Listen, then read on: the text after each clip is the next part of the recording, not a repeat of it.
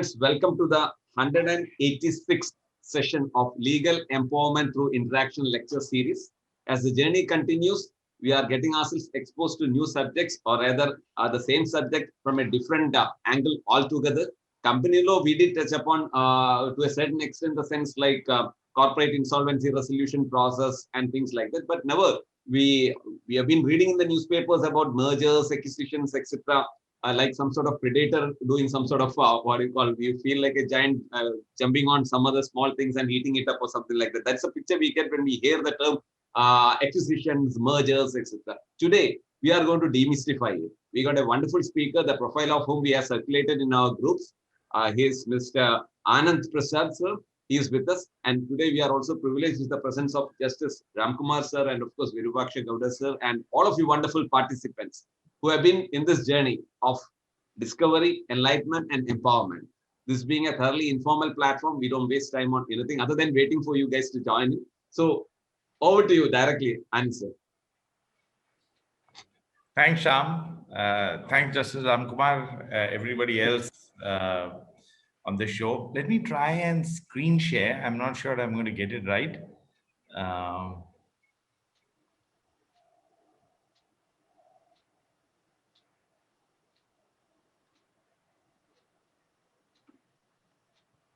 So I told you today is magic day. You got it right.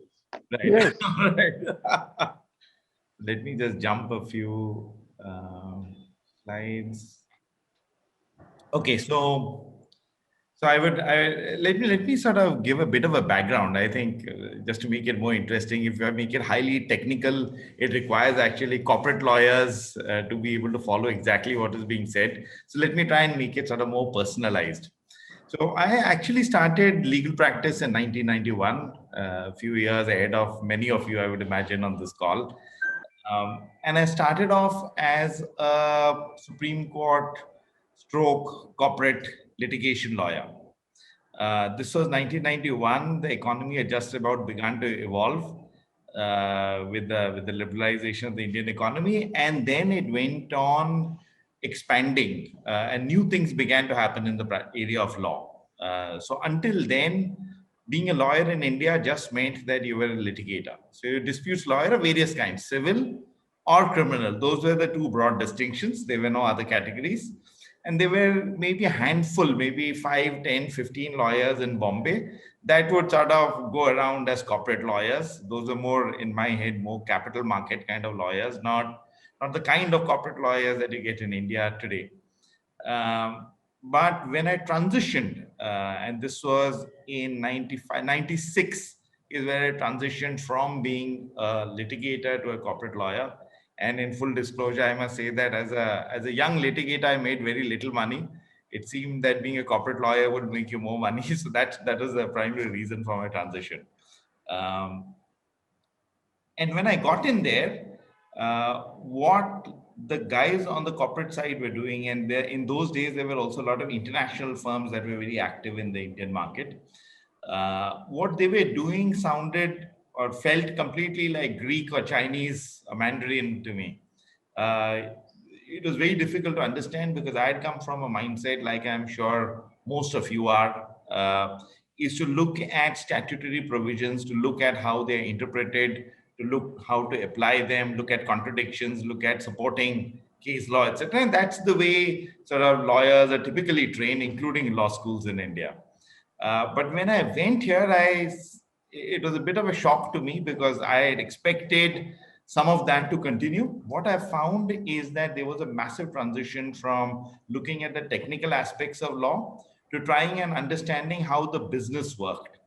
So it was not so much an argument in law. The law you are meant to know.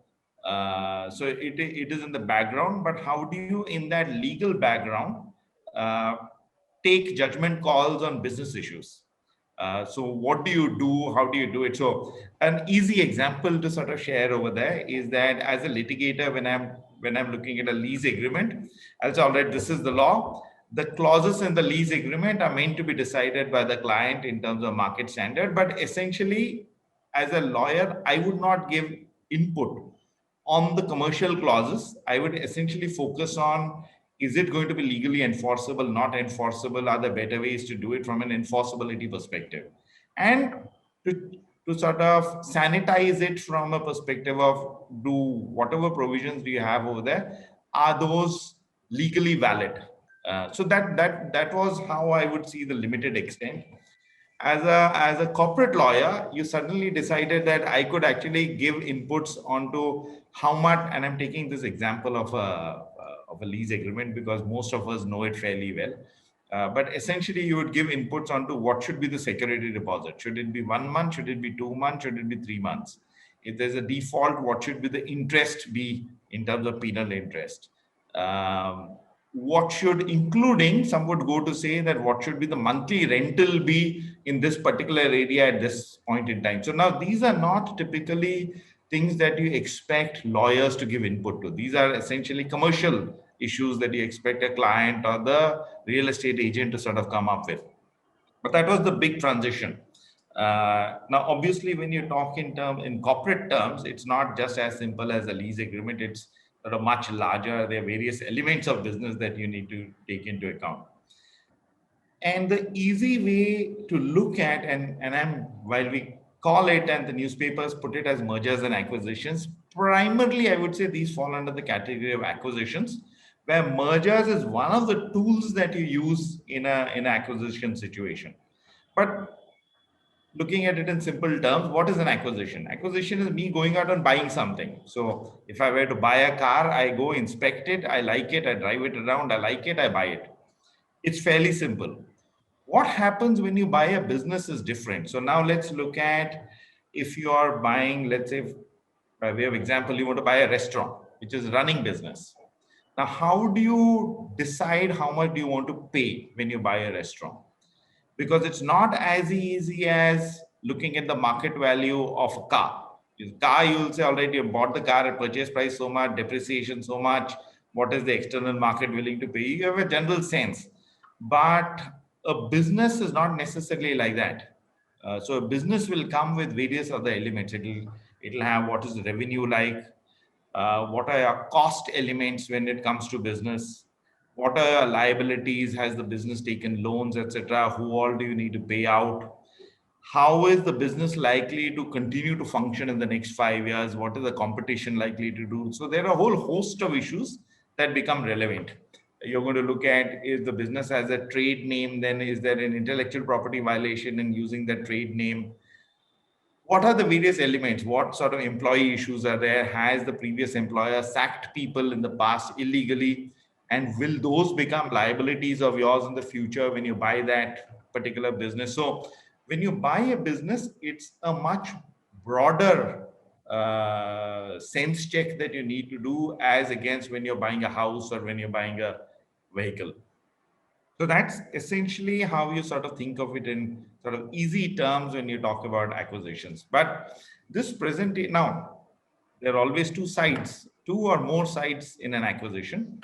There is obviously one or more buyers. There could be one or more sellers. This particular presentation, I am putting it more, and it'll change depending upon whether you want to present for a buyer, you want to present for a seller, or do you want to present for a lender? So are there financial guys that are lending to the acquisition? So those are elements that will change this particular discussion. But I thought the easiest way, at least for us guys informally, to sort of deal with this is to think of it in terms of somebody who wants to buy a business and what happens when somebody wants to buy a business. So the first step is to just figure out what is the business that you want to buy.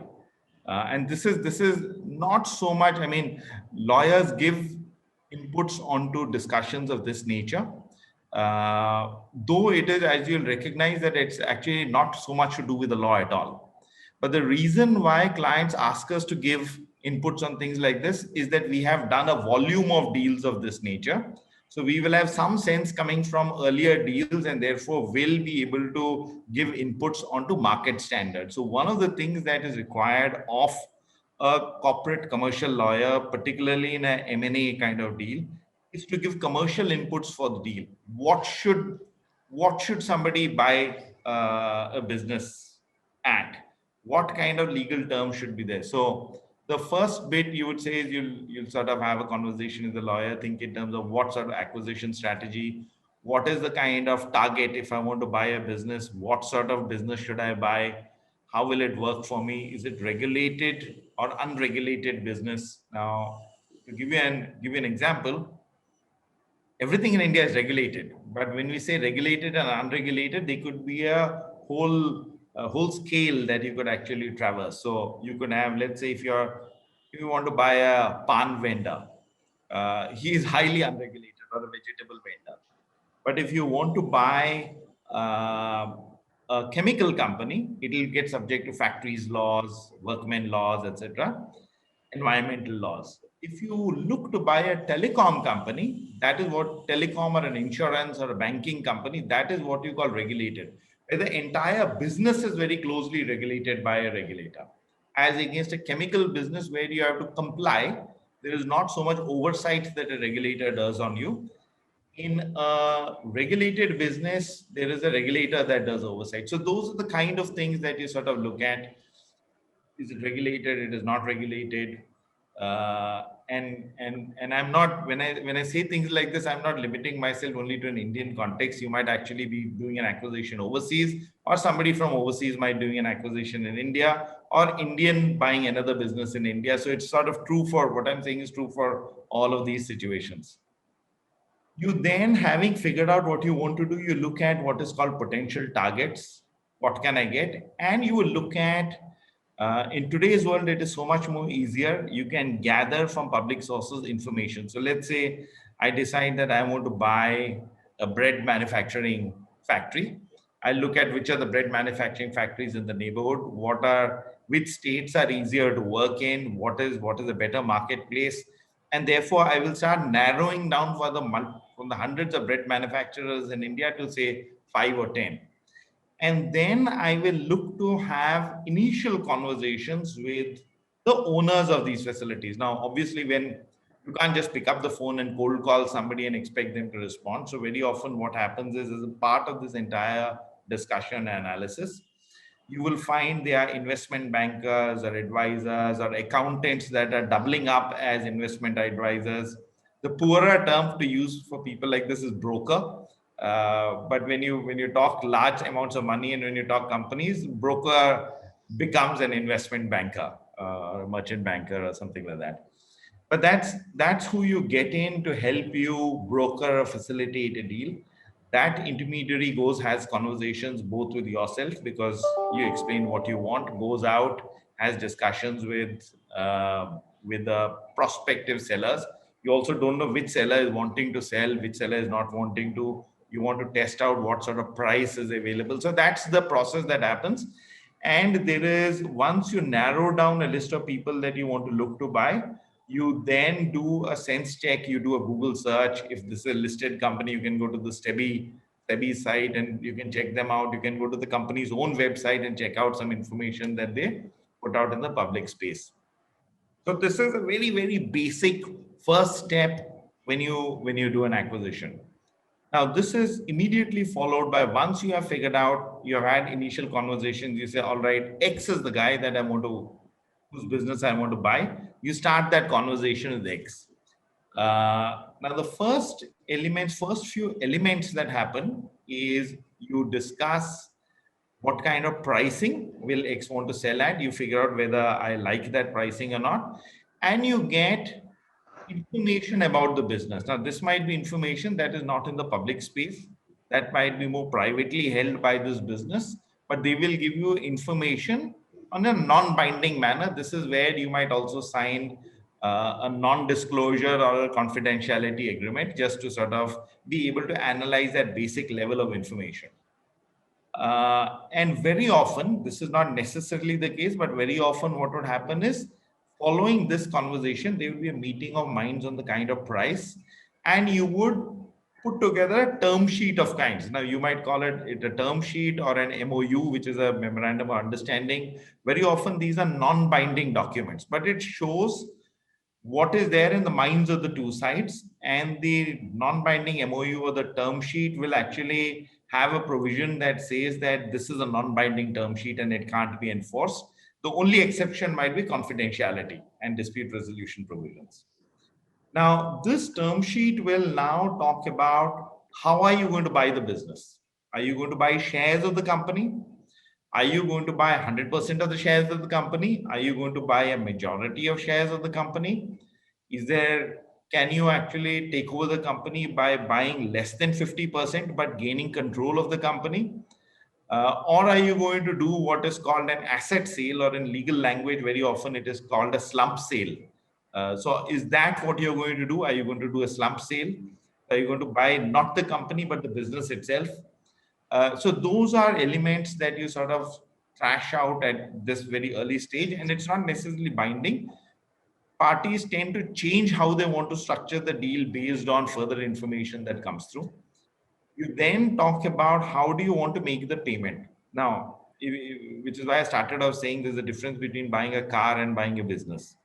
When you buy a business, the price is very often not determined only on the revenue that I've had in the last 2 or 3 years. It is also dependent on what is the revenue potential in the next 5 years or 10 years. Now, obviously, as the seller, you will put out a larger revenue potential, and as a buyer, you will want to that potential, at least in conversations, to be smaller because you want to pay a lesser price. But the valuation is dependent on not just what has happened in the past, but a projection for what will happen in the future.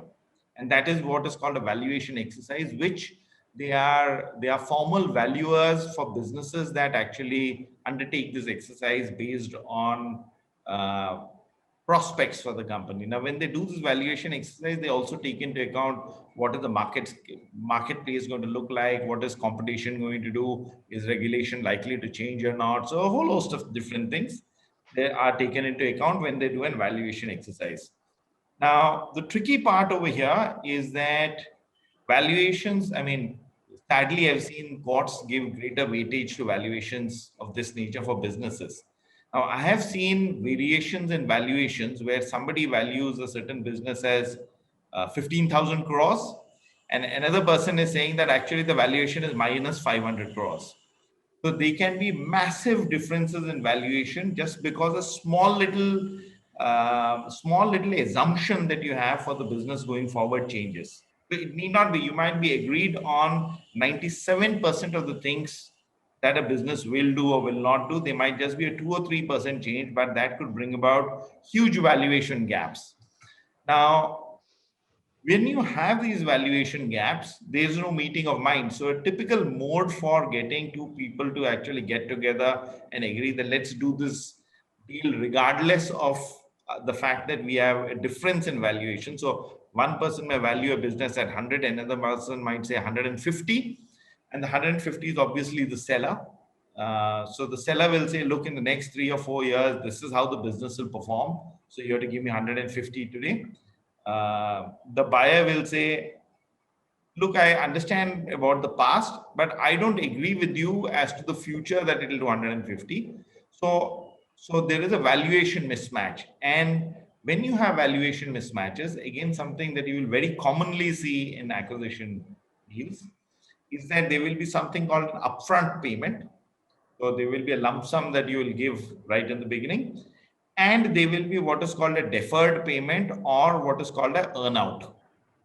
So that amount will come over the next 2 or 3 years, and it is part of the share purchase consideration. So it's not as if all the share purchase consideration has gone on day one. And you would have other deals where you have no mismatch of this nature, and it is just one shot payment and everything is gone and sold. So there's no deferred consideration. So that is the element that also gets sorted out at the term sheet stage itself, is that how will the payments be affected? How will things work? Are we talking about one shot payment? Are we talking about deferred payment? Then you will have what is the kind of estimation in timelines. Now, what you've got to understand is when you're selling a business, you have a whole host of workers, your managers, etc. Once they realize that as an owner, you're likely to sell a business, they become uncertain as to their own future. So as a seller, when you're looking to sell a business, and as a buyer, therefore, you have to be very cognizant of this fact, because because a lot of the wealth of a business actually is dependent on the employees continuing, because that's how you this continuity of revenue. The employees leave, then your business will get reduced. Uh, so as a buyer, you will also be very focused on this. So what people try and do is try and get the deal done. One, keep it highly confidential to the extent that they can. Second is try and get the deal done in the shortest possible time.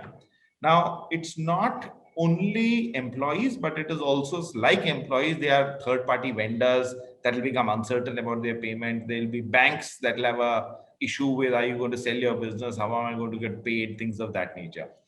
So you basically figure out a timeline taking into account all of this. From an HR perspective, what most people will do is once the agreement is signed, you then need to, but you don't do this disclosure before the agreement is signed. But once the agreement is signed, there's certainty that the deal will happen. You will have an HR discussion where you will sort of bring employees and tell them that, look, there's a sale going to happen. None of you are going to get affected. So some assurances are given to employees, which also find legal protection in just the law and not just in contract. But those are the kind of things that you actually take into account when you estimate the timeline for closing of a transaction.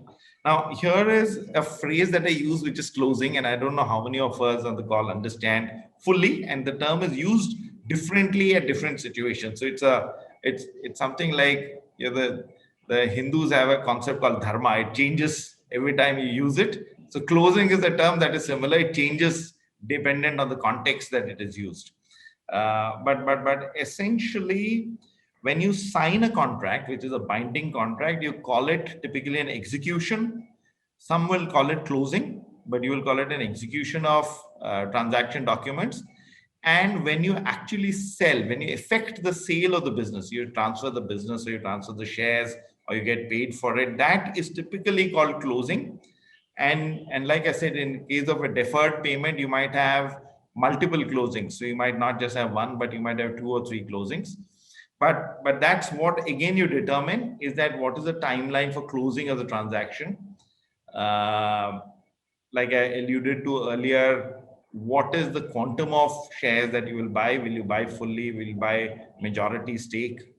You will then talk in terms of what are the kind of definitive agreements that are needed. So as I said, this is just a term sheet. You will have to sign up a more exhaustive share purchase agreements because it will take into account various reps, warranties, stuff like that.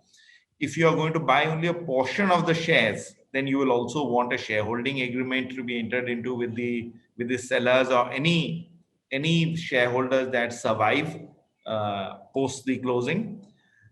In a case that you're not buying the company or you're not buying a majority stake in the company, but you actually just want to buy the business, you will have what is called, like I said, an asset sale or a business sale arrangement, and that's a different kind of document. Now, what goes into figuring out, do you want to buy a share? Do I want to buy shares? Do I want to have shareholder agreement? Do I want to have asset transfer? Is a combination of, principally, I would say, of tax issues. It depends on money flow issues. Where do you want to put the money in? Does the seller want the money in their hands? Does they want it in the company? So this depends upon, is the company doing well? Is it doing poorly? So those are issues that come into relevance. You then have basic tax issues that are computed. Again, when you talk in terms of deal structure, what is the most tax efficient way to do it? If this is a cross-border deal, what are the double tax avoidance arrangements that will become relevant? And then what are other regulatory approvals? So what is the easiest way for me to get this deal done is the other important criteria. And a part of this mix is also when a buyer is stepping into a business, he's also trying to figure out what is the least risky way. In the sense, they could be risks that have come from the past. So if there are environmental violations, there are tax penalty issues, there could be employee claims, there could be third-party claims. So any purchaser says, his basic instinct is to say, you ran the business until this date. Whatever liabilities are until that date are to your account. New liabilities after a buyer to my account. Now, very often you can't segregate those liabilities in that straightforward a manner. So what they will do is sometimes some of the liabilities they will quantify in money terms. And you will say if 100 is the purchase price and this liability is worth 20, so I'll reduce the purchase price by 20. So that sort of adjustment uh, also begins to happen at this stage. And it is a combination of various elements of of the discussion that get you here. So that's kind of the preliminary level when you do. You then have two parts to what is going on that happens simultaneously. You've got what is called a due diligence exercise. Now, again, when I'm transitioned from being a litigator to a corporate lawyer, I didn't quite, I mean, everybody knows the meaning of the word due diligence, but I didn't know what it sort of entailed and what's the right perspective to look at. Now, a standard young lawyer in any corporate firm will doing an mergers acquisitions transaction. When you say due diligence, you have to basically look at the incorporation. Is the company being set up properly? What are the legal contracts? What are the underlying regulatory licenses, etc.? And in a due diligence report, you will try and summarize each one of these so that the buyer, you can give a report to a buyer who can get an overview of the business. So that is one person or one reason why you do a due diligence report is to give a quick legal summary, and they could be financial diligence, they could be environmental diligence, they could be various other kinds of diligences.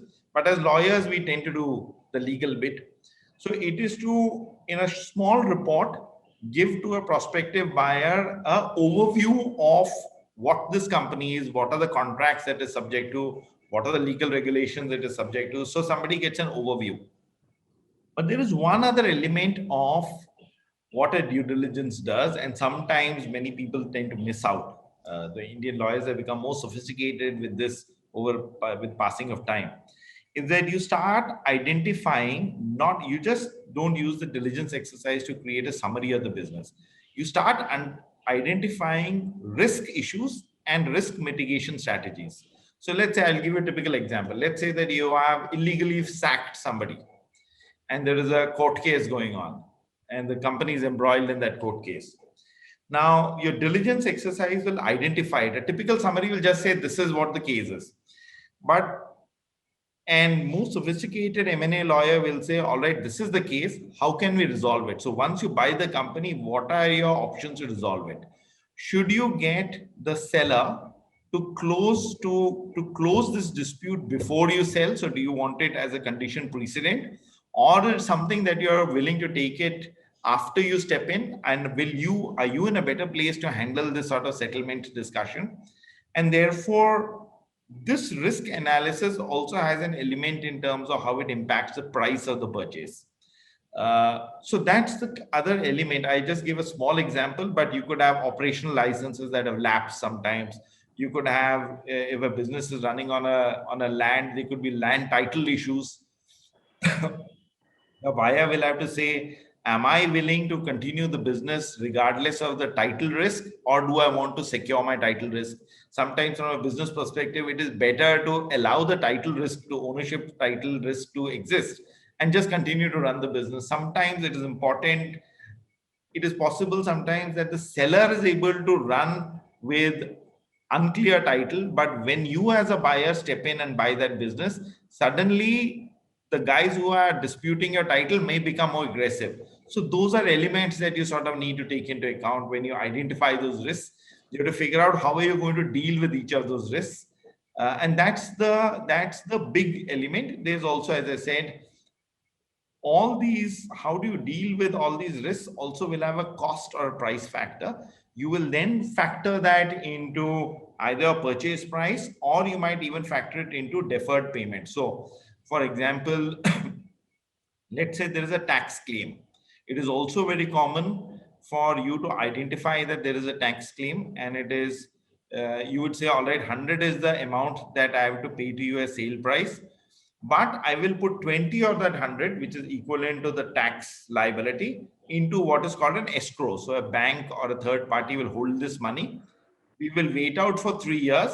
If you win the tax case, this money is released to you. If you lose the tax case, then that money is given to the acquirer. So you will have structures of that nature. And so that's what the due diligence exercise is primarily meant to serve. Something that I sort of briefly alluded to in the past is that you will necessarily need a share purchase agreement. Share purchase agreement will have things like a share price, whether there's deferred consideration, uh, what is the timing, what are the conditions precedent that need to get fulfilled, what are the reps and warranties. So when you're selling a business, essentially when you do a due diligence exercise, there's little information in the public realm. A lot of the information will be given to you by the prospect, by the seller. Now, seller could give you misleading information. He could give you fake documents. So you basically, though you have seen the information in terms of the documents that he has given you, you will still seek representation, the warranties from the seller who will stand behind all that information. So you will say that I have all the licenses, I have no claims from employees, all my employment agreements are consistent with the law, my vendor agreements are consistent, I have no bank default. So there will be a whole host. The reps and warranties run into a few pages. And with the reps and warranties, you will also have backing indemnity provision saying that if any of these reps turns out to be false. Now, sometimes reps are not necessarily things that you're aware of. It might be things that you're unaware of. So reps and warranties are also used to cover for unknown risk. So this is a question of risk allocation. Let's say, for example, I don't believe that I have any tax claim because I have actually not received any tax notice from a tax authority. But the buyer, when he reviews your books, may feel that, look, there is a tax exposure. Today, the tax authority may not have made a claim, but they actually have a 5, 10, or a 13-year period, depending upon which limitation law applies to tax authorities, that they may raise a claim on you. So you will raise that, and the question is who will bear responsibility. Now, as a seller, you'll say, look, I have received no notice, why should I bear responsibility for a claim that has not yet happened? That's where these guys will get into a discussion to say, all right, if a claim does happen, this is the liability that will be allocated to you, say 100% or 50%, and 0 or 100 or 50 is my liability. So there will be this allocation of liability, which could be unknown liability. Same thing might happen with regard to environmental issues. That I may not be aware. According to me, everything I've done legal. But when somebody puts my business under a microscope, you'll find that many things you're not complied with, because in this country, it's so difficult to be 100% compliant with anything. And so those are unknown liabilities, which very often the sellers will not know that they are in violation, but the buyers will figure out that they are violations. And the consequence of that violation has not happened. And so therefore, there will be a bit of a tiff over this. So those are unknown liabilities. People will figure out how do you cover for it, and you will have indemnities that will cover both the representations and warranties as well as the unknown liabilities. So those are essentially the kind of things that you'll sort of look at. Then there are dispute resolution and other clauses which are not so much. I mean, those are fairly standard, so there's not so much debate around things of that nature. Then you might have, as I said, if you're not buying the full business and you're only buying majority stake, or you're buying one stake which has a controlling interest, then you will need a shareholder agreement with the other shareholders, because how do you control the company? Or do you want a completely a guy roaming around in your company or in your business who's got complete freedom to operate the way he wants to? So to avoid situations that will come out of that, you will have something called a shareholder agreement, which is essentially like a partnership agreement, how the two of them will work together in different situations. The shareholder agreement is primarily a document that is controlled or run in terms of Indian company law, not the share purchase.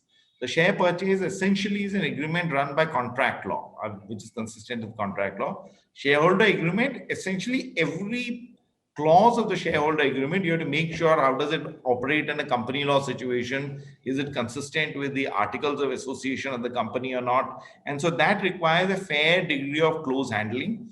It has also got how you negotiate a shareholder agreement is also important, because if you negotiate badly, very often the prospective purchaser says, look, this guy, if at the time of purchase is going to be such a difficult person, what will happen when I'm in the business?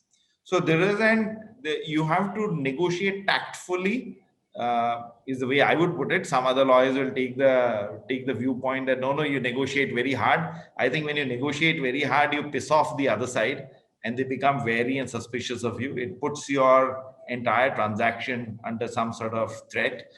So I tend to personally use a more diplomatic way of doing things, softer, friendlier way of doing things. Make the points, don't step away from what you want, but don't do it aggressively, don't do it badly, don't make the other side unhappy. So that's essentially, you can't always manage it. Sometimes you do end up making the other guys unhappy. And then how do you sort of reconcile at an interpersonal level over lunch or over drinks? You sort of smoothen out those feathers. So when you do shareholder agreements or you do share purchase agreements, it's not just what you do in terms of legal documents. It's also what you do outside of the meeting room. When you have lunch together or you're having informal conversations, how do you make that deal happen? How do you sort of show your human side to get it happen? And then in some cases, like I said, you might structure the purchase as a business transfer, in which case you'll have a business transfer and asset purchase agreement. Now, what drives this is the difference between when do people prefer share purchase, but when do people prefer business transfer. Now, the biggest issue that makes this distinction between these two kinds of buying of the business is that when you buy shares of the company, all the liabilities of the company become yours. You start owning it by virtue of owning the company, because you're just a shareholder. The company may have changed owners, but the liabilities will continue, whether they are known or unknown liabilities from the past. In a business transfer, what happens is the company that runs the business sells the business. And most liabilities do not transfer when you sell the business. So the liabilities continue in the company, but the business is transferred. Now, there are few liabilities that will continue with the business. Those you can sort of identify and exclude for, and you can provide indemnities for. But this is the reason why people prefer to do business transfer over share purchase. Share purchase is much easier to do. Business transfer more difficult to do. Business transfer also ends up on various occasions becoming more expensive from a tax or a stamp duty perspective.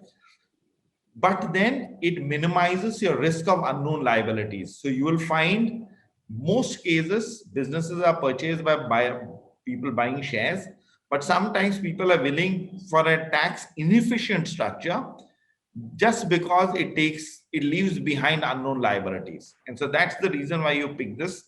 I mean, there are many other reasons, but this is the primary reason that you'll pick this. And there are ways to make these things more tax efficient as well. Some of these I dealt with as I talking. So I mentioned tax. So when you look at how do you structure a deal, you look at tax issues.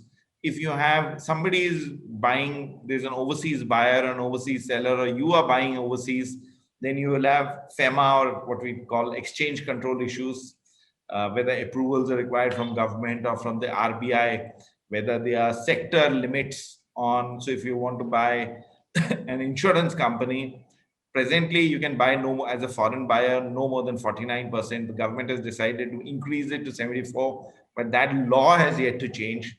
Whenever it changes, you can buy 74, but that's called sectoral limits. So as a buyer, are you stuck with sectoral limits? Not. So that's the other element that you will take into account. You will have competition issues. Now, this has become more and more important in the last few years since the Competition Act has become enforced. Is that the primary inclination of competition law is to make sure that monopolies are not created, because if one business, let's say you're Gillette and you're in the shaving business, and you go out to India and buy out everybody that makes blades and everybody that makes shaving cream, you create a monopoly, and then you can then increase your prices the way you want, because most of us have got to shave. So you have no option but to buy it at whatever price comes your way. So the Competition Act essentially looks to see, whenever any acquisition is happening, is it likely to impair competition in the Indian marketplace? And there are different thresholds. There are monetary thresholds, there are business size thresholds that that they do over there. But essentially, there's a competition review that you need to subject yourself to before you actually do an acquisition, unless you are below a certain financial threshold. So again, there are different kinds of financial thresholds. But if you do below a financial threshold, not necessarily, but if you do more than a certain threshold, you require to get those competition reviews. It's not increasingly, there is more and more case law in terms of what causes concern for competition commission, what does not cause concern. In most cases, if the competition commission will allow the deal to happen as long as it is not impairing public interest. In some deals, they will actually say you have to leave behind A business or C business. So they will ask you to cut down the size of what you're looking to buy. They'll hive off, or they will put some conditions to what you will do after you acquire. And so those are sort of evolving issues in law as well, because competition law is new in India. But that's what happens when you do the competition review. There are a whole host of third-party consents that you need. So most of them are lender consents. So banks have lent to most businesses. So you have to have lender consent saying that, look, I'm selling this business or I'm buying this business. Is the lender willing for the financing documents to continue, or is there going to be a change in the financing documents? You will then have third-party vendors that may have issues saying that, look, I've been a supplier, these are the terms of my supply, but now the ownership is changing, then am I willing to supply at the same price? So if you have long-term contracts, you will have those guys. You will have leases. So if you have leases for large businesses, again, you find this particularly when you talk about IT services company or BPOs, those typically operate under long-term leases. So if you're selling a BPO or IT services company, you have to go and get the landlord's approval. Landlord needs to be confident that the purchaser will continue to pay rentals properly. You will have government or regulatory authority licenses, permissions, approvals. So some of them you will have to get them. Some you will not be able to get them before the acquisition, because for the government or a government body to give you a new license or an amendment of the license, you need to be the owner. And you'll realize that, let's say on the 1st of January 2021, a purchase is happening. Purchase will happen by the time I submit the application for change of license, amendment of license, and by the time the authority gives me the amendment, in the least there will be a few days of gap, or the gap could be much longer as well. It could take 2-3 months. Now, this is a period. Now, the question is, are you going to shut down the business because you don't have a license? That's not an acceptable thing in a running business. So you will, in this, when you under the consent bit, you will figure out, how do I acquire a business so that it is not interrupted even for a moment? How do you preserve a continuing business? How the lack of a license or approval does not stop you. And very often the seller's license, you will enter into a contractual negotiation where you'll continue to operate under that particular license. Very often this will be preceded by informal conversations with regulators, with government authorities, and they will be completely on board. So though there is a bit of a gap, they won't come after you, prosecuting you for continuing to run the business for the period that the licenses, approvals have not been amended. I mentioned escrow arrangement. So if you have money to be placed in escrow, either as security for the indemnity provisions or sometimes for deferred payment of purchase price, you'll put that into an escrow, which essentially in most cases ends up being a bank. So you will have escrow arrangements that you enter into. And the standstill is what I was talking about, is that the seller will extend the licenses, the approvals that he had, so that it allows you to continue business. Standstill is also from the time of signing of the contract till the closing, there will be a few months of gap. You don't want the seller to be doing things to the business or siphoning away money or assets on the business and a reduction in the value of the business. So the standstill period is a contractual obligation that you'll impose on the seller to say that business will continue as a going concern without any significant changes. And if you're going to do significant changes, then you've got to come and get my consent before. We then talked about, I don't know how much time we have just now, Shyam, maybe we are running close. I'll just run through these elements very quickly. The time may not be an issue, sir. Don't worry. Okay, okay. So then you will have closing. Closing is on the day the deal is done. So I'm going to hand over shares, or I'm going to hand over, if it is a business transfer, all the documents over to the purchaser.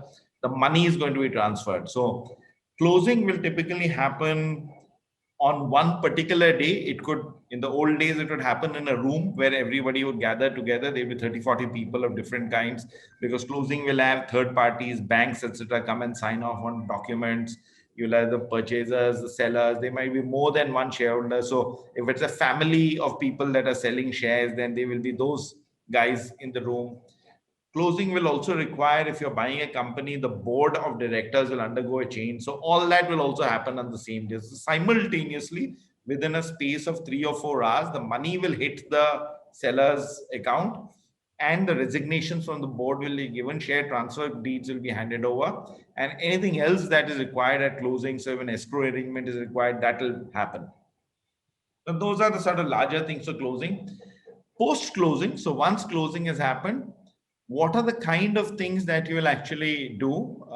So there will be amendment of the, you might require amendment of the bylaws of the company, the articles of association. You might have foreign exchange filings. There might be non-solicit, non-compete arrangements that you might need to put in place. You might have employment agreements that you need to actually execute with the employees, just to give them certainty that the new owner is also on board with the employment terms. And there will be, as I sort of mentioned briefly earlier, there is, what is important in any running business is to steady the ship. So employees are always nervous. It doesn't matter what happens. Employees are always nervous. Does an acquisition mean my salary will go down? Are my other benefits going to go down? Or if it is, am I, so let's take an example. Let's say Air India today is on the block to be purchased by maybe the Tatas or the SpiceJet. Now, Air India employees will be very apprehensive. What is going to happen to our terms of employment? So it's not always salary. My salary may be ₹1,00,000 a month, and that may be protected.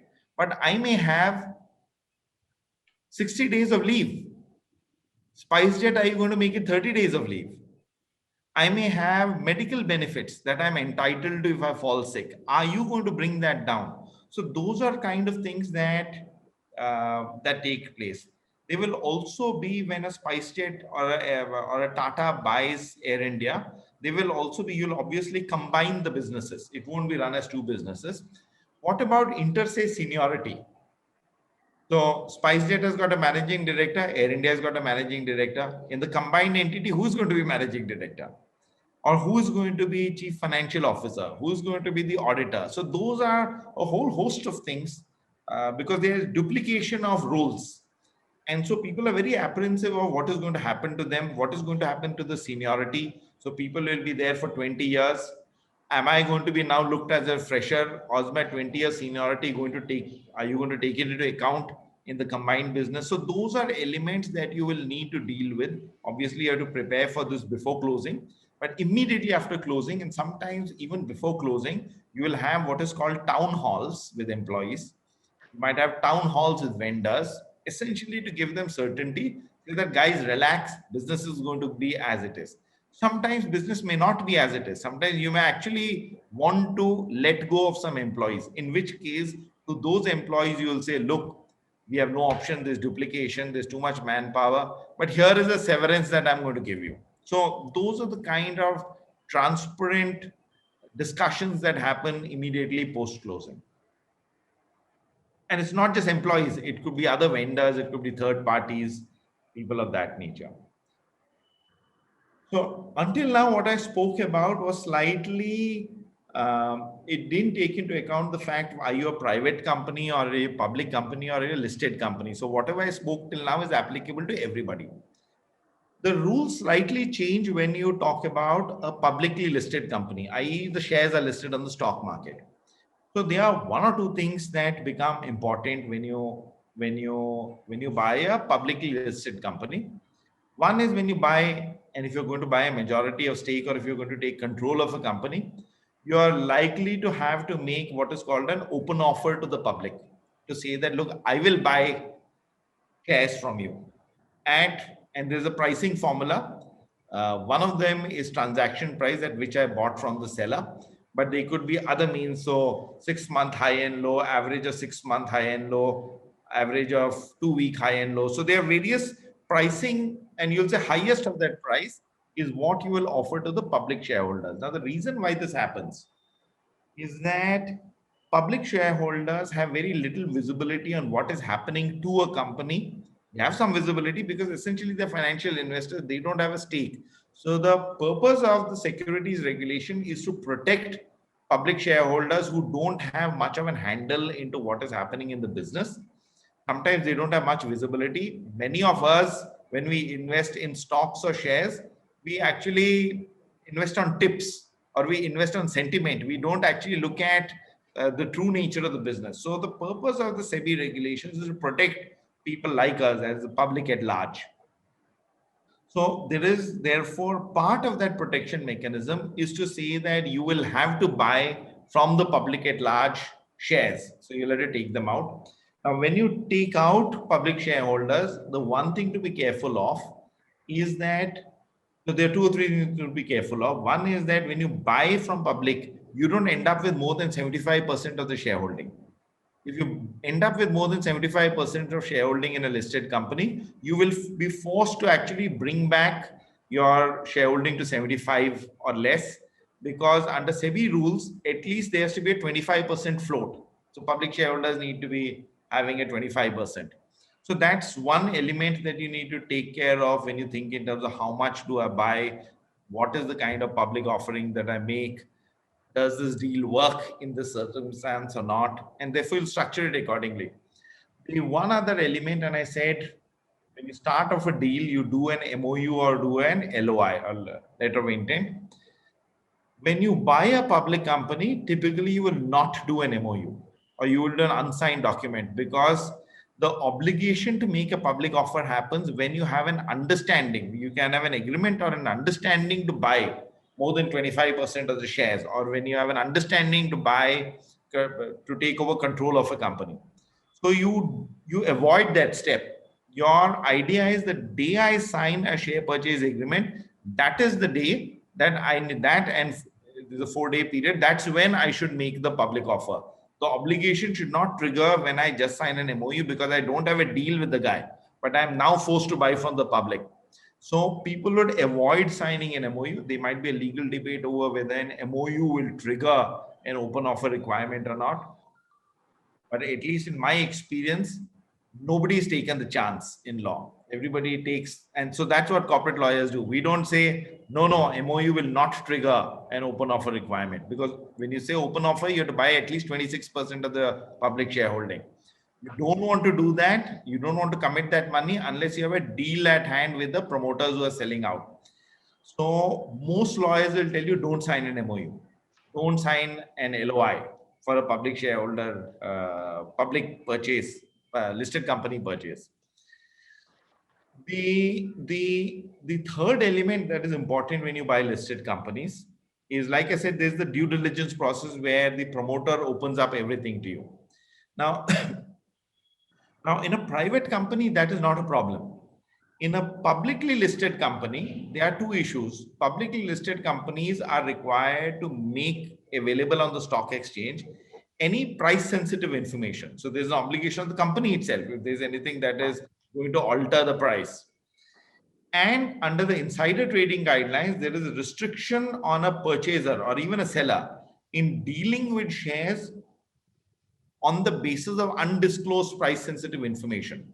So if I do a full-blown diligence like I would do it in the public company, which means that I will have access to a whole host of undisclosed price sensitive information, because all of that will not be on the company's website or not disclosed to the SEBI. I will therefore be prevented from buying, because it is a criminal action to buy on the basis of undisclosed price sensitive information. So what you will do also is to be very careful of the kind of information you gather when you're doing purchase of a publicly listed company. Now, sometimes you may have information that you gather that is undisclosed and it is price sensitive. But you will oblige the company to make that information public because they are supposed to do quarterly disclosures. You will oblige the seller to make that information public before you will actually enter into an agreement, because otherwise it will be fairly challenging for you. As I said, it gives rise to criminal liability. So that's the other thing that you will be mindful of. Last slide. I hope I'm not taking too much time and I've not lost most of your interest in what I'm saying. I'm also speaking very fast, being mindful of the time. So in current context, and this is more since the time you have the insolvency law that has come in. Many of the acquisitions are happening in insolvency proceedings. So somebody goes bankrupt, the insolvency court and the committee of creditors are meant to sell a business to somebody else who will step in and run the business, because the primary purpose of the insolvency court is to preserve the business, even if the old promoters have gotten bankrupt. So many acquisitions happen today in the context of, or are under consideration today in the context of bankruptcy proceedings. Now, bankruptcy proceedings have, as against dealing with the promoters as the sellers, here you are going to deal with the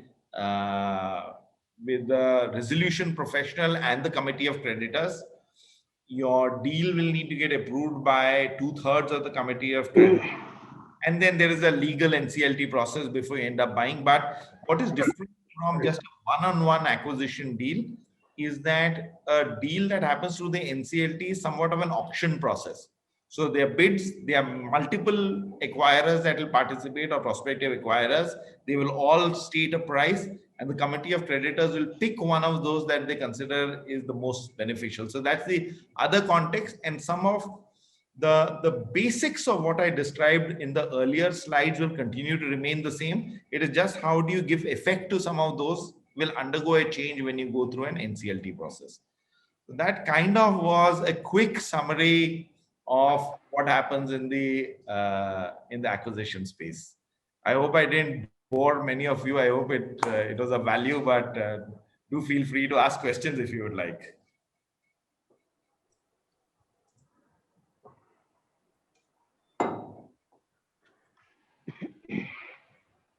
So, sir, acquisition merger, Ramkumar sir. Thank you, Mr. Shyam. Advocate Anand Prasad, it was a crisp and clear presentation. Excellent articulation on the changeover of the mindset of a conventional lawyer into a commercial business lawyer. You have played a pivotal role even in transforming me, in my mindset as well. It was addressing judicial officers in the judicial academies. I used to address the new recruits that, my dear judges, my dear new novices in the profession, don't be enamored of plum assignments in corporate offices. Because money is not everything. Rendering service to the litigant public is more important. So don't go by the money involved. That was my piece of advice, because I have not seen the other side of practice. That may be the real reason. And the foreseeable and unforeseeable contingencies which you were highlighting, the disclosed and known liabilities, the undisclosed and hidden liabilities. If a wrong step is made, the extent of repercussion may be enormous. All these things were really wonderful. Excellent articulation. Thank you. Thank you. Thank you so much. Thank you. This is Ramkumar sir. We have Najib with the question. Najib, please unmute yourself. Can you hear me? Nice. Very much. Am Oh, yes. Yeah. You are audible. Very much. It was an excellent presentation, sir.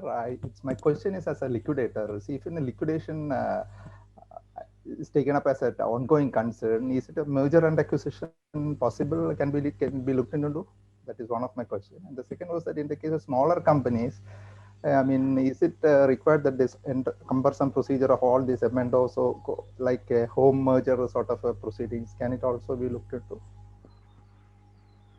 So your voice was breaking up, but please, I'll try and respond to on the basis of what I understood. So as a liquidator, I would think you can, if you're liquidating a business, two ways to do it. One is you can pick each asset and sell it, and then take the entire money, which is liquidation proceeds. But you might also be able to sell the entire business as a going concern, and which is what the insolvency code means to do. So the IRP or he steps in, replaces the board, so that whoever buys the company is an ongoing business. So when it therefore gets pushed into liquidation proceedings, you could think of it as, resolution and liquidation are two sides of the same coin, I would say. So when you look to liquidate, you can sell the company as it is, as a running concern.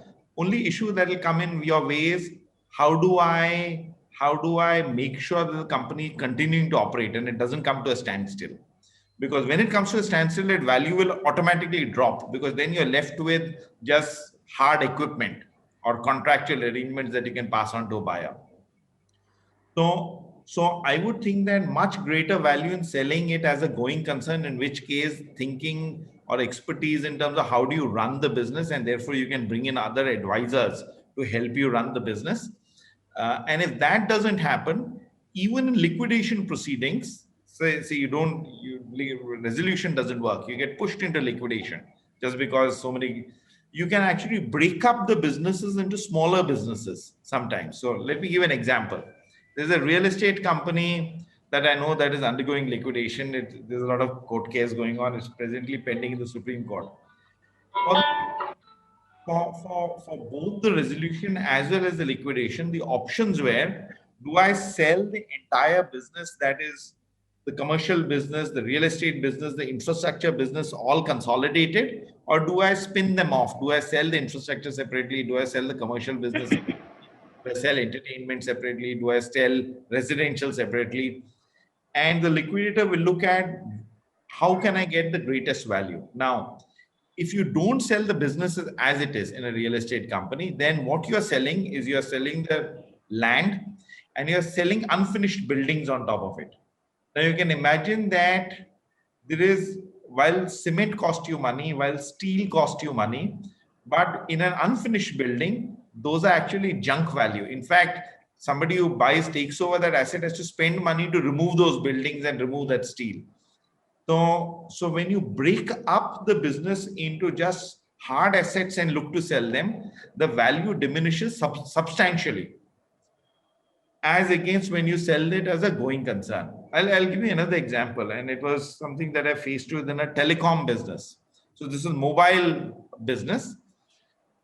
You could sell either the entire mobile company, or you could sell the mobile infrastructure. Now, if what I've realized is, when you sell the business, the company could be sold at 100, but when you sell just the hard assets, it sells for 5 rupees.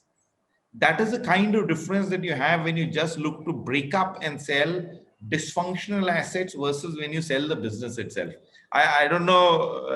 Question was, responded to your question. My question was that, I'm not talking about the ARP proceedings. Once in the liquidation, I'm not going for a piecemeal sale or a stale bill. I want to have it in an ongoing concern sale. So in that case, can a merger and acquisition, if possible, can that also be looked into? So the answer to that is, when you are selling a business as a going concern, it is, for the buyer, it is always acquisition. As against having to deal with the promoters, he's dealing with a liquidator and the committee of creditors. Now, something that I didn't allude to in my presentation is the merger element of it. Is that when do you merge? Now, mergers are typically used most often, and don't hold me to it, because there are other instances where you can use merger provisions differently. But in most occasions, it is an acquirer that does a merger. Now, the reason why you do a merger is that there are lots of tax benefits when you do merger. If you just do an acquisition, you lose those tax benefits. So, for example, there could be losses that the business that you're buying had. They are profits that you have as a purchaser. Now, you could sort of use those losses when you buy a business through a merger process. Whereas if you just buy that business, you might not be able to, without a merger, get the benefit of the losses from a tax perspective. So you could use merger, excepting in an insolvency situation or things like that. It's very time bound. Problem with the merger, particularly when you talk in terms of liquidator, is that a merger requires intervention by court. And all of us realize that court processes are very difficult to control from a timeline perspective, not because of anything else, because anybody can come in and throw in a spanner in the works. A stranger can come, your competitor can come and set up somebody to interfere in court. And to be fair to judges, they need to actually listen to everybody that comes before them. So it will get dragged out. The timeline is very difficult to control when you think in terms of merger, though it does have the tax benefits, it does have some other benefits as well. But when you're liquidating a business, it is therefore always easier in my mind to actually just structure it as a plain acquisition rather than to try and do it through a merger. And one more question, sir. Is it, I mean, that for smaller companies and all, is it that cumbersome procedure of this? So a sort of a home merger sort of a thing for getting that fast track? Is it also possible? Because all the companies, do they need to follow this? Or this home, I mean. So you can, so to answer your question, and again, it's in a situation where, so small company, the promoter is unable to pay debts, so it has gone bankrupt, so to say. You can actually, before you go to insolvency, because what happens in an insolvency proceeding is immediately the board is displaced. The promoters, in theory, are displaced from management. The fear of losing management has resulted in a lot of promoters looking to do deals or looking to sell off their business before they are forced into insolvency. So you will find a change in culture. Now, what used to happen before the insolvency code is every promoter lived in the comfort that I can actually restructure a debt, and the banks, because it will just take 15, 20 years to go after my business, so the banks will not be interested, they'll restructure debts, and I will continue to remain in control. So the joke used to be, particularly in the BIFR, is that these are all sick companies who have got very wealthy promoters. They come flying business class, stay in 5-star hotels, but they claim to be from loss-making companies. The point that I'm making in relation to the smaller companies is, as the bigger companies begin to lose, or the managements or the promoters begin to lose control of their company, like you'll say the Ruiyas lost it in the case of SR. As that begins to happen more and more, I think the business environment in India will change. There will be a real fear that I will actually lose my company. And therefore, as a promoter, I'm better off selling business before I'm forced into a restructuring. That's what you will see that will happen. Obviously, in a small company, when it is looking to sell, they will need to take the creditors on board. So the creditors will need to sort of sign off on the deal. There will be an apportionment of the sale proceeds. The banks will say that I need to take so much of the sale proceeds. You guys will get little. I'll get most of the sale proceeds. So that's the kind of thing that you will be able to implement, but you will need to take creditors, in particular the banks, on board. Whether you're a small or a big company, if you're looking to do a sale to preempt getting into insolvency. Thank you so much, sir. Sir, we have Harish Nanjigada. Please, sir. Please unmute. Yeah. Good evening, sir. Sir, I would like to ask you about the recent Facebook Reliance deal, Your Lordship. The deal was a very interesting for Indian stock market and public listed companies. Why did they buy 9.9% shares in Reliance? And have they bought it in Reliance Industries or the Reliance Jio platform? Please highlight. Thank you, sir.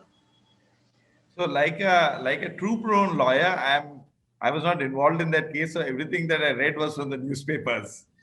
So there is very little that I can actually shed on this. But from what I hear is that the deal was in a new I don't know if it is a new company or they sort of hyped it out of Reliance Industries into Reliance Jio, and the investment was made in Reliance Jio. Now, why they did 9.9 and why they didn't do more than that, I'm not completely on top of it, because it doesn't trigger any sort of takeover requirements, but there might be disclosure requirements that they would have had to do. Maybe they wanted to save against that. There might be some US regulations that could have been relevant. They could also be just how much Mukesh Ambani wanted to part. They could be the valuation. So how much will you want to buy and how much money will you be willing to put in? They could be, if you notice that the investment didn't just come from Facebook, but then came from a series of other people. So how much can you actually give to everybody? How much does Mukesh want to retain in his own home after all these deals are done? So those are kind of elements that become relevant. But that is just speculation. I don't really have an answer for the question that you asked. Thank you, sir. Vijay, are you there? Yeah, I was hearing Mr. Anand Prasad. He made it very simple. It's like, that culinary programs where you see everything looks so easy for baking a cake and all. That's how simply you put it across to us. You go through the slides, you know the checks and balances, and that's how it is. Thank you, sir. I've got no questions to ask. Thank you so much. Before we, Vijay Kumar sir.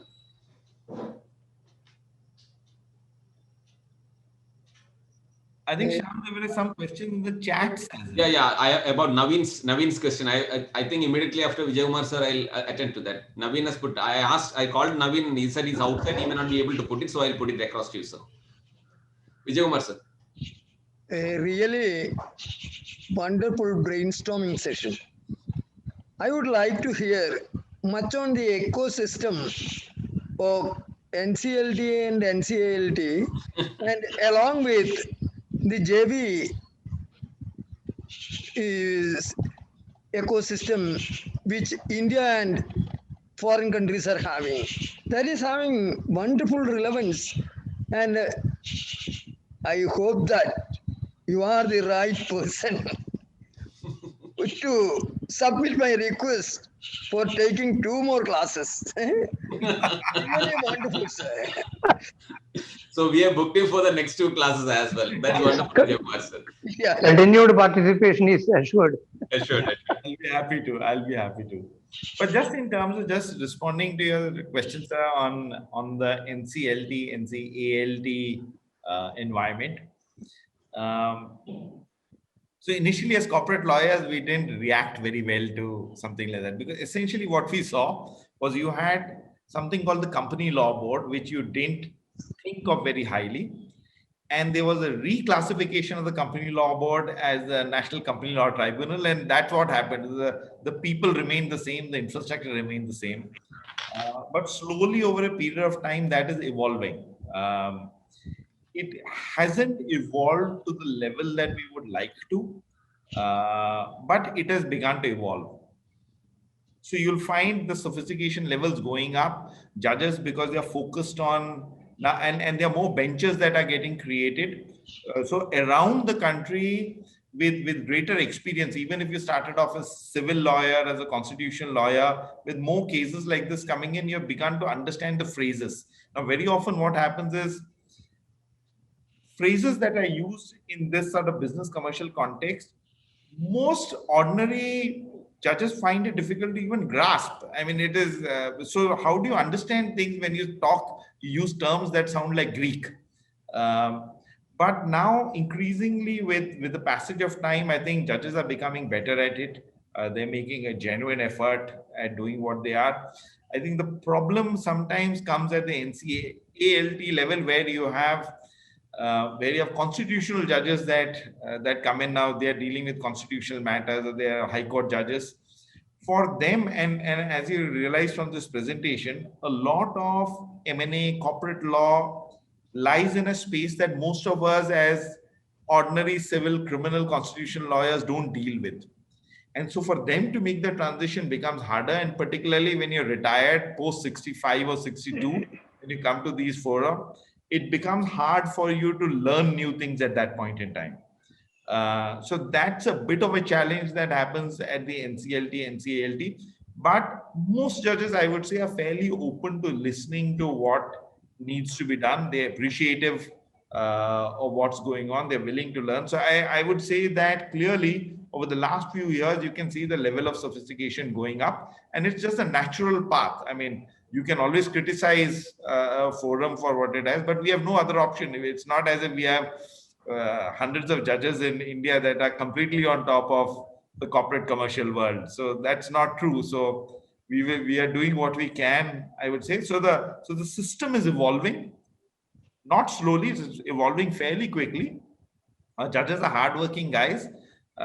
So they make a genuine effort at doing what they are.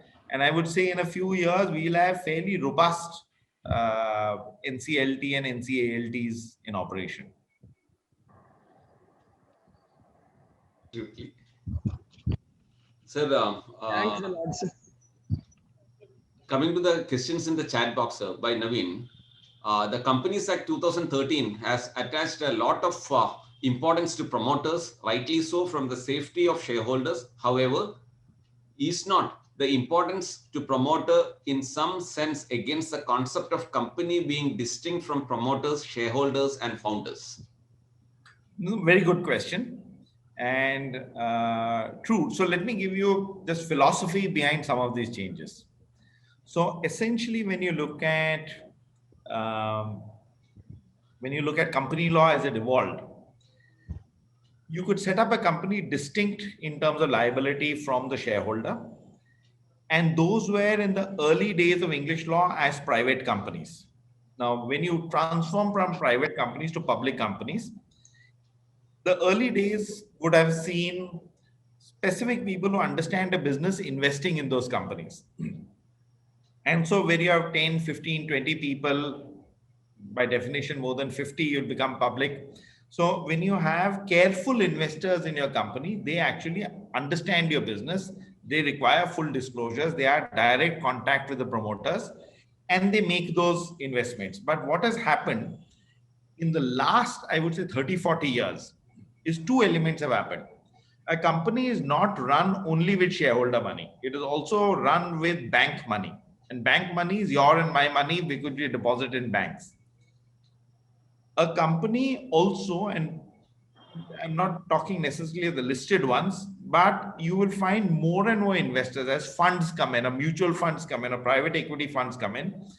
They are investors in those businesses that have no direct relationship with the promoters. Now, what happens in that case is a lack of, because you're not listed, the disclosure requirements are much lower.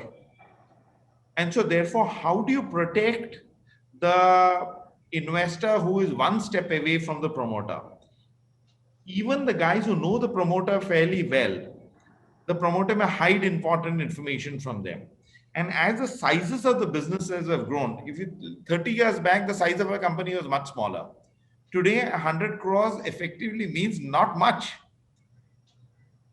When you look at just the kind of frauds that are being perpetrated in India, you'll see that they're running into thousands of crores. So 100, 200 crores is a meaningless amount when you talk in terms of corporate India. So the sizes of the investments, the money going is becoming much larger. Now, in this context, particularly, I would say from a lender perspective, the need for promoter liability has gone up. It is essentially to protect people like you and me who have either invested in the company indirectly by holding doing fixed deposits in banks or by investing in funds. So it is for that kind of third-party investor that this liability has gone up. And also one of the reasons for the liability going up is for the promoters to stand behind is that there have been just a host of corporate frauds. So misleading information being put out there. I mean, all of us as lawyers know how you can say one thing and mean the other thing. And this is rampant. So to avoid or bring down that sort of misinformation, where a promoter has the ability to say, look, I did a disclosure, but I didn't do a full disclosure. I was not under an obligation to do full disclosure. So to deal with things like that, you'll find that the Companies Act in 2013 actually increased the obligation and the liability for promoters. Because it's not only promoters' own money that he's playing with, it is your and my money that he plays with.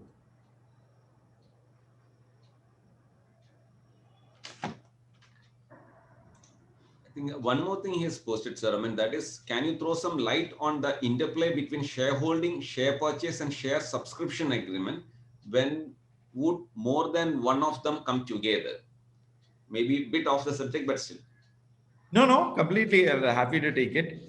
So let's first make the distinction between what is a share purchase and what is a share subscription. So a share purchase is when I buy a bunch of shares from an existing shareholder. So these are existing shares I'm buying from a promoter, I'm buying from another shareholder. That's share purchase agreement. Share subscription is when I'm not buying from somebody shareholder. This is money that I put into the company and the company issues new shares. So these are not existing shares, but these are new shares that come to me. What it does is when new shares come to me, the existing shareholding will get diluted. So it has some of the effects of what happens when somebody sells some of his shares. But in real terms, a share subscription results in capitalization of the company or me infusing new money into a company. If the company has got debts, it has got obligations to pay off, it can use that money to pay off in a practical sense. But if you do a share purchase where you just buy from a shareholder, the company doesn't get new money to pay off debts.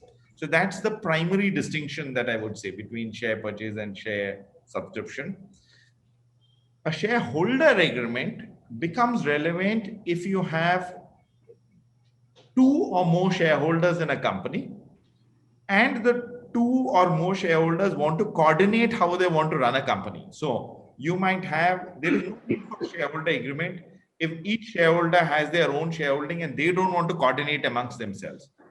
But in lots of companies, you will find that the significant shareholders will want to coordinate so that you can run the company in a particular manner, since company runs as an absolute democracy.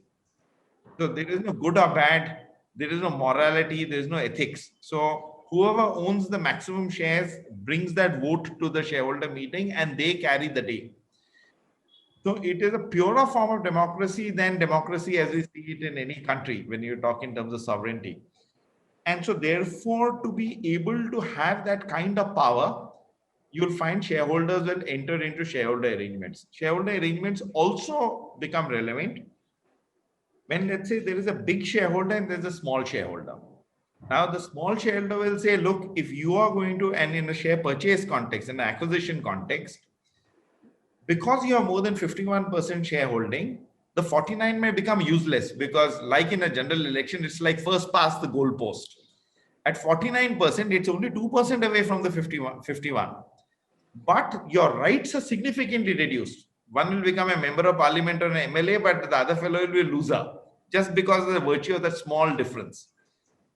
So what these guys will do is, if somebody is selling and getting driven down to 49 or less than that, this seller will say, look, I want to get into a share purchase agreement because I want to hang on to some rights.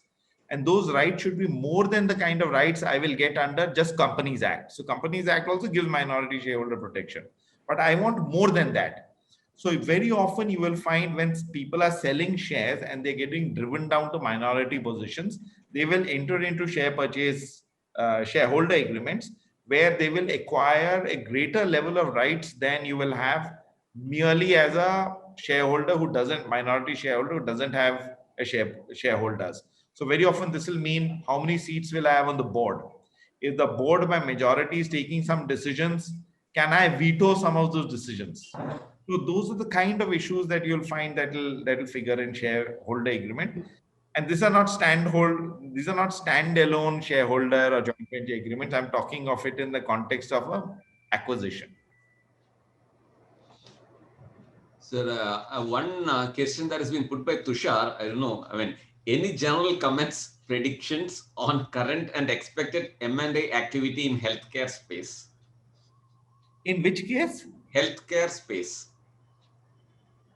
So I would say that there's a lot of, I'm aware of, and my firm is acting on some deals where you'll find larger players trying to mop up smaller healthcare units. So small hospitals, maternity wards, etc., being sort of dental clinics, all being mopped up by some of these larger funds. So it's an ongoing activity. You see more than one player doing things like this. The ultimate objective is you'll consolidate 20, 30 of these healthcare units, and then you will either list it on a stock exchange or you will sell it en bloc to, say, a larger investor, maybe a foreign investor. So the healthcare is seeing activity of that nature, which is ongoing. Absolutely, sir. Today, I mean, the person's instrumental for having this presentation by you, sir, was in fact Advocate S. Raghukumar sir of Trivandrum and Suresh sir from Delhi. Suresh sir is here. Would you like to say something, sir? You'll have to unmute, sir. Thank you, Padman. Thank you. So, because I have been trying to get him to introduce Mr. Anand to you, because you know he's such a brilliant lawyer, commercial lawyer. So I really got my dreams fulfilled today. Thank you so much for giving an opportunity. Thank you. It was indeed our pleasure and privilege, sir. I mean, we were exposed to something we thought which used to go over our head. At least it could be I know, simple. but you'll have to first see him and hear him. No? Definitely. Yeah, We have done both today. Yeah, thank you. Thank you, Suresh, sir. Thank you. Over to you, Prem. Well, that is an excellent deliberation. So neatly articulated. Thank you so much. Thank you, Prem. Raghukumar, sir, anything to be added? It's a new subject, enriching experience. That's all. Wonderful. So as we come to the end of the 186th session, deeply indebted to these two wonderful persons who have been a part and parcel of our journey, especially Raghukumar sir, who has been there throughout, and Suresh sir, thank you. We hope to have you on the platform throughout, and to have Anand Prasad sir today. It was indeed a pleasure, and I'd say, like, I mean, a subject like this, I'd say without exception, 90% of us are not exposed to this. In our daily day-to-day or activities or anything. We do read it in newspapers. Okay, Frontlines have these mergers, acquisitions, etc. But what exactly goes under that, or what exactly is it today? At least, not that we have become masters of it, but at least to the extent that we won't be frightened, or we'll feel at ease when we hear this. What exactly is acquisition, mergers? It was demystifying it, sir, to that extent. And like Dr. Vijay Kumar sir said, we expect to have you and we want you in this platform again and again with wonderful topics of this nature. And we, in fact, did hear a presentation of yours regarding advocacy in the YouTube. That was also wonderful. It was illuminating, I'd say. And tomorrow, sir, in the 187th session, a question that has been perplexing, or a question that has not been addressed properly, we'll try to call a spade on the face of it. Will salutation decide the fate either of the lawyer or of the list that is pending before the court? Would be the subject matter tomorrow. We'll have our own in-house, I'd say, human computer, that is SK Premraj Menon. He'll be dealing with the subject, and we'll get insights onto the in that, especially in the background of the article he has recently published, so that we know to a certain extent what exactly he would be speaking. So we'll also be prepared to screw him left, right, and straight tomorrow, hopefully. So friends, you should give a disclaimer tomorrow, Prem. So, sir, as we come to, as the curtains fall on the 186th session, thank you, the speaker, of course, Anand Prasad sir, the persons behind or the instrumental for that. Justice Ramkumar sir, thank you, sir, for your valuable presence, inputs, and the inspiration that you give us in conducting this program continuously. And tomorrow, till we meet at 4:30, Do take care and stay safe. And thank you, all of you wonderful participants. Thank you very much.